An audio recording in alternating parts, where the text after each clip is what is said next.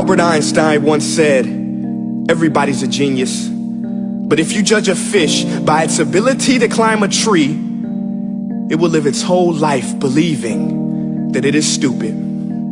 Ladies and gentlemen of the jury, today on trial we have modern day schooling. Glad you could come. Not only does he make fish climb trees, but also makes them climb down and do a 10-mile run. Tell me, school, are you proud of the things you've done?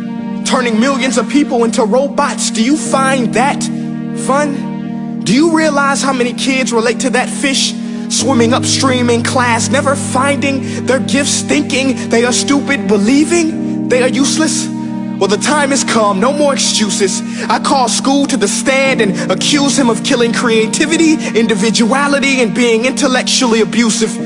He's an ancient institution that has outlived his usage.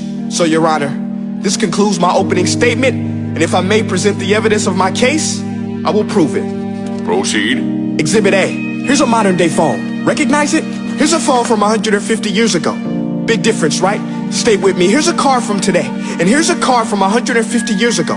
Big difference, right? Well, get this. Here's a classroom of today, and here's a class we used 150 years ago. Now ain't that a shame? In literally more than a century, nothing has changed. Yet you claim to prepare students for the future? But with evidence like that, I must ask, do you prepare students for the future or the past? I did a background check on you and let the record show that you were made to train people to work in factories, which explains why you put students in straight rows, nice and neat, tell them sit still, raise your hand if you want to speak, give them a short break to eat, and for 8 hours a day, tell them what to think. Oh, and make them compete to get an A letter which determines product quality, hence grade A of meat. I get it. Back then, times were different. We all have a past. I myself am no Gandhi. But today, we don't need to make robot zombies. The world has progressed. And now we need people who think creatively, innovatively, critically, independently, with the ability to connect. See, every scientist will tell you that no two brains are the same. And every parent with 2 or more children will confirm that claim.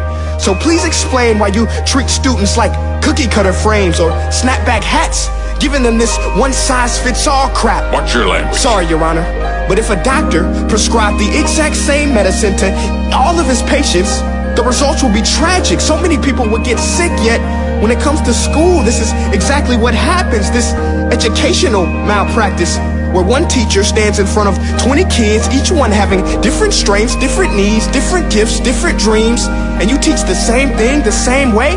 That's horrific. Ladies and gentlemen, the defendant should not be acquitted. This may be one of the worst criminal offenses ever to be committed. And let's mention the way you treat your employees. Objection. Overruled. I want to hear this. It's a shame. I mean, teachers have the most important job on the planet, yet they're underpaid? No wonder so many students are short-changed. Let's be honest, teachers should earn just as much as doctors, because a doctor can do heart surgery and save the life of a kid, but a great teacher can reach the heart of that kid and allow him to truly live. See, teachers are heroes that often get blamed, but they're not the problem. They work in a system without many options or rights. Curriculums are created by policymakers, most of which have never taught a day in their life.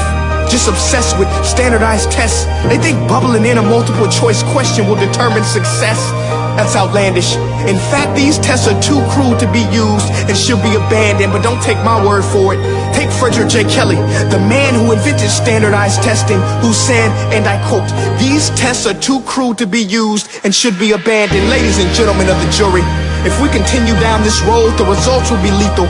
I don't have much faith in school, but I do have faith in people.